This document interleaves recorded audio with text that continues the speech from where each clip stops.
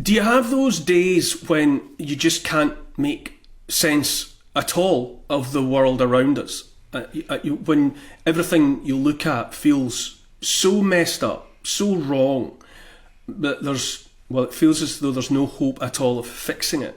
Well, on days like those, which for me is most days at the moment, I'm like a man in the desert looking for an oasis of drinkable water, but I'm looking for droplets of reality from other people, something to hold on to.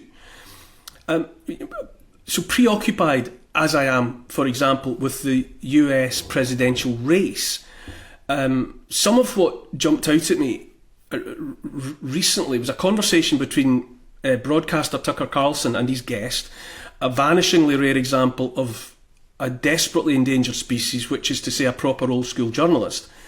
And towards the end of the conversations, across 2 hours, towards the end, Carlson asked the journalist in question, Mark Halperin, who's a veteran of 3 decades at least at the beating heart of US politics. Tucker asked him what he thought would happen if Trump were to win in November. We'll have a look at this. I think that will be require an enormous amount of access to mental health professionals. I think it'll lead to trauma in the workplace. I think there'll be some degree of Are you being protest. 100% serious. 100% serious. I think there'll be alcoholism. There'll be broken marriages. What? Yeah. They think he's the worst person possible to be president, and having won by the hand of Jim Comey and Fluke in 2016, and then performed in office for 4 years and denied who won the election last time, and January 6th. I have watched that multiple times. I think it's absolutely profound. I mean, at the end of the day, it's one opinion from one journalist, albeit a journalist with decades of experience at the coalface of US politics. But let's allow for a moment that he's right. Imagine if something like half of the US population or the US electorate is poised to lose its mind in the event of an election result. The United States of America has been, well, surely we can agree, it's at least been held up as a beacon of Western democracy.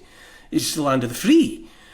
What hope for the very concept of democracy itself, which is to say an idea predicated on the assumption that after a free vote, an electorate must accept the result, and everyone from all sides put their shoulders to the wheel to make the best of things, well, at least until the next election comes around.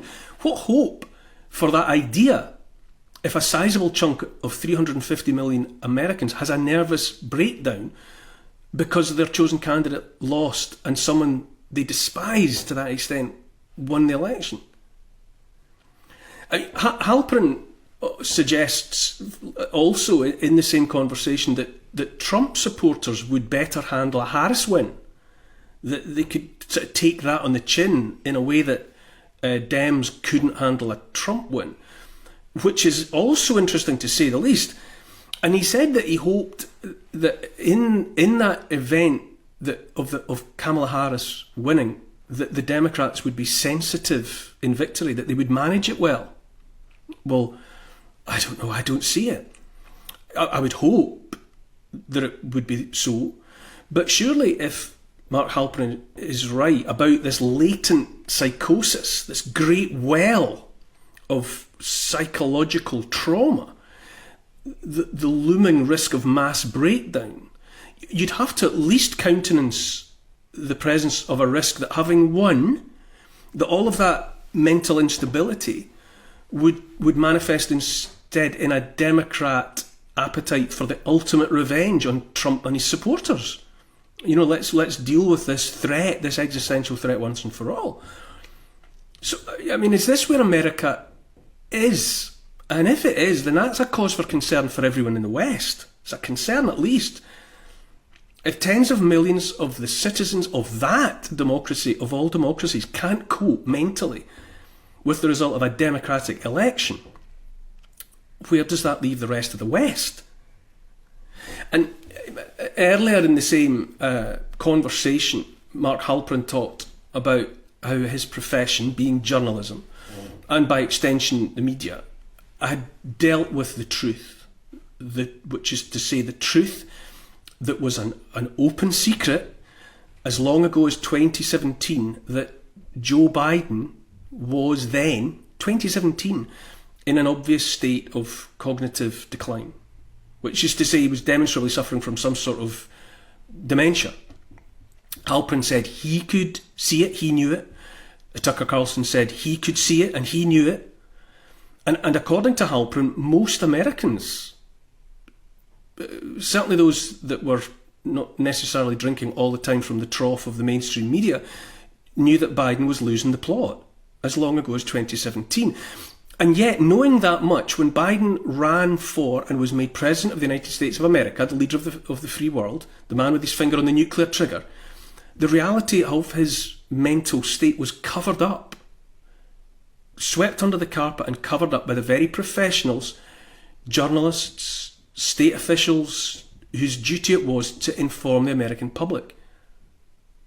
And then at the same time, Halpern suggests that most of the American public, or a lot of the American public, already knew anyway and chose to turn a blind eye to that reality.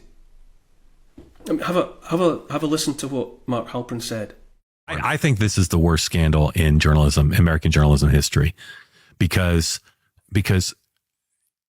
anyone knew what was happening. The public knew what was happening, and yet the cover-up continued. And when the cover-up was exploded, the cover-up of Biden's condition, decline of cutie. Again, I look at that over and over, and I almost don't know how to process what I'm listening to, although I find it eminently credible, eminently believable. What condition is the profession of journalism in? What condition are the institutions of the US government when all those who conspired and colluded to keep that kind of truth from the American public are able seamlessly and without a moment's reflection or soul-searching, far less meaningful any accountability, able to freely carry on as if nothing had happened. And there's no consequences for that. And no one even stands up and says that they can see that it's happening right before their eyes and that it shouldn't be. Journalists knew that Joe Biden was senile before he ran for president, and they covered it up, along with the anchors, the media execs, and that's before we get to the figures in government and the civil servants, who also covered it up until the last possible moment and said that this was the best version of Joe Biden we were ever going to be blessed with right now, that he's sharp as a tack. They were in lockstep with one another. And then they spun on a dime from one moment to the next to lament his decline, or certainly to say that for the good of his legacy and for the good of the party and for the good of the country, it was time for dear Joe to go. And then in the aftermath of shameless, dishonest, egregious conspiracy to lie to the American people, consequences are there none.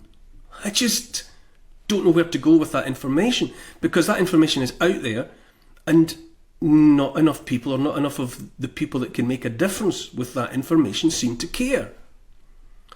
We've learned to call this Trump derangement syndrome, in which everything is only and always about Trump. It's all Trump's fault. All roads always lead to Trump. Now, Kamala Harris made one of her relatively rare mainstream media outings. Recently, she appeared on Fox News for a sit-down interview with Brett Baier. Watch this. More than 70% of people tell the country is on the wrong track. They say the country is on the wrong track. If it's on the wrong track, that track follows 3.5 years of you being vice president and President Biden being president. That is what they're saying, 79% of them. Why are they saying that? If you're turning the page, you've been in office for 3.5 years. And Donald Trump has been running for office. But you've been the person holding the office. Come on. Madam You Vice and I President. both know what I'm talking about. You and I both know what I'm talking about. I actually don't. What are you? Harris, if you notice, she even seeks in real time to inveigle Baier into sharing her Trump derangement syndrome. She wants him to be expressing his Trump derangement syndrome too. Come on, you and I both know what I'm talking about. But Brett Baier, Fox News, says, no, I don't. Tell me what you're talking about. Which leaves her to, well, she's actually got nowhere to go but to say it all again. Over the last decade, it's clear to me that Trump, is unfit to serve, that he's unstable, that he's dangerous. And that's just a pivot straight back to Joe Biden's line on Trump. Whenever she's in doubt, she just runs back to what Biden has previously said. And then Baier says, if he's as bad as you say, half the country's supporting him. How come? It's painful to watch. It's a moment. It's a monumentally disastrous performance, among many by Kamala Harris. I mean, it's a high bar to pick the worst, because fundamentally she demonstrates over and over again that she lacks the ability to answer questions live. I don't know how to process that either. This is a woman running to be President of the United States of America, and she can't or won't answer questions when they're put to her. So the search for reality and truth is taxing, but every once in a while there are glimpses of reality. I mean, they're not pleasant, but you think, oh, that actually makes sense. I can see that. When someone lays reality out where it can be seen. So all the while, a large part of the American electorate is allegedly on the point of mental collapse, possibly to be brought about en masse if Donald Trump's elected to a second term. And let's remember that in his first term in office, he mostly kept America out of war, and by some estimates, the economy did quite well. And so all the while the American left allegedly teeters on the edge of breakdown, the would-be Republican Vice President, Senator J.D. Vance, well, he offered the following. Do you hear yourself? Only a handful of apartment complexes in America were taken over by Venezuelan gangs, and Donald Trump is the problem and not Kamala Harris's open border? Americans are so fed up with what's going on, and they have every right to be. And I really find this exchange, Martha, sort of interesting, because you seem to be more focused with nitpicking everything that Donald Trump has said, rather than acknowledging that apartment complexes in the United States of America are being taken over by violent gangs. I worry so much more about that problem than anything else here. We've got to get American communities in a safe space again. It's, that, do you hear yourself, Martha? It's a good question from J.D. Vance, because it highlights something fundamental about the all-pervading nature of Trump derangement syndrome. That journalist, like Kamala Harris, continues to make everything about Trump, so that everything, whatever it is Trump's fault. Whatever the issue, the left's response, the mainstream media response, is not to talk about the issue, but to say, well, yeah, but Trump's not been in the White House since 2020, and yet he's still to blame, according to Kamala Harris. As Vance said, no one, not that journalist, not the mayor of the city, was denying that apartment blocks in a United States city had been taken over by violent Venezuelan gangs.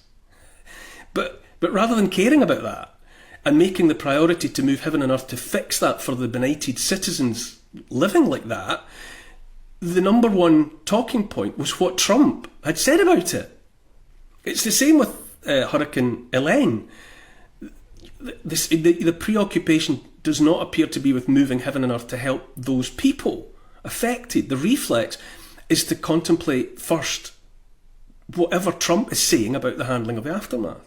He's not the person in charge. What should matter, what everyone should be talking about, is the lamentable, apparently incompetent response to help the people so affected by the hurricane. US politics are compelling, to me at least, but they're also frightening to me. And I ask once again, where is America? I don't mean on the map. Where is America spiritually, in terms of its sense of itself? And is it, wherever it is that where Americans want to be?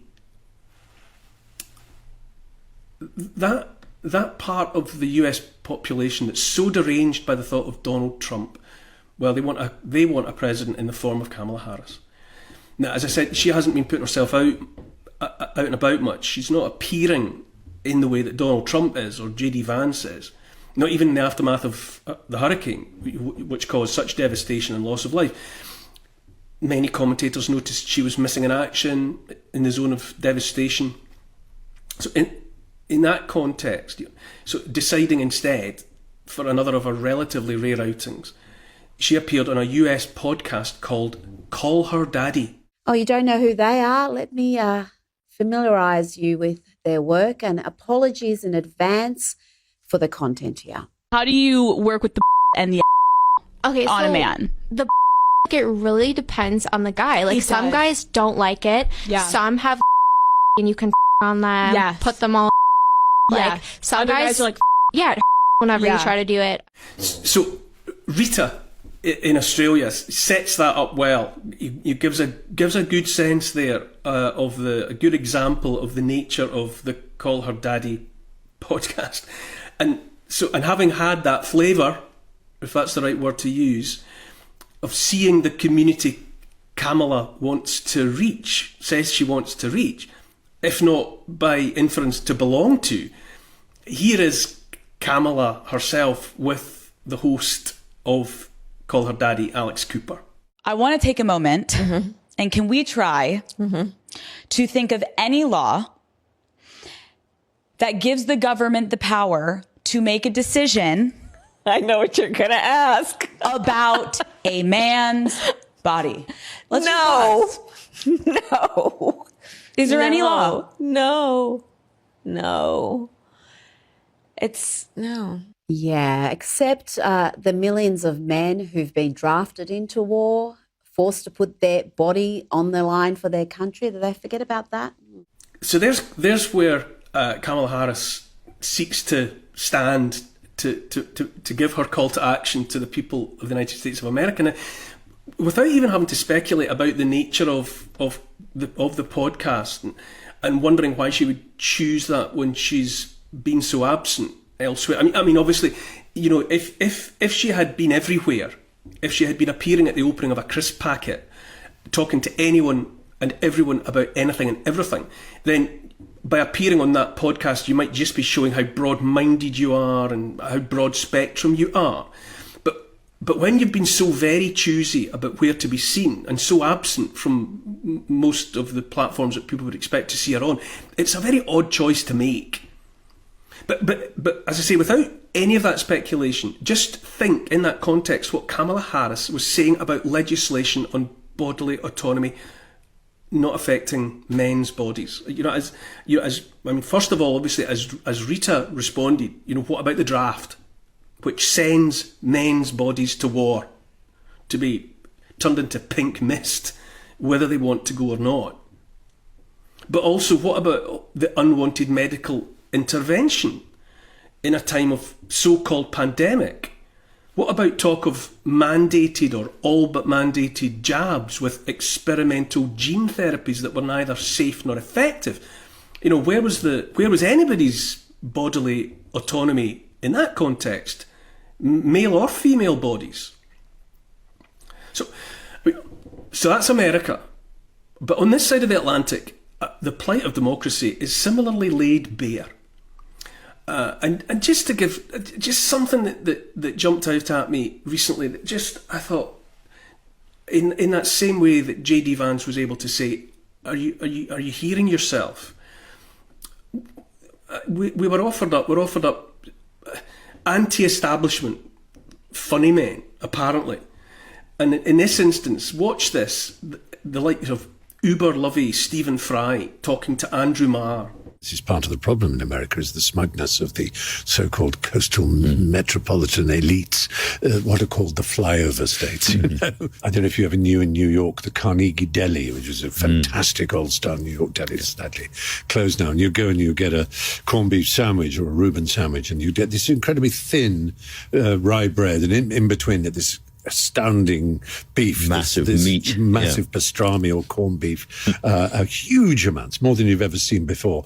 And this, as I say, tiny bread. And America's like that, California and New York, these thin bits. And if you think you know the sandwich just from the thin rye bread, you're making a terrible mistake. Yeah. As well as listening to the words and how evidently pleased Stephen Fry is with his analogy, it's the men's faces, to be quite honest. It's the expressions that are unconsciously there.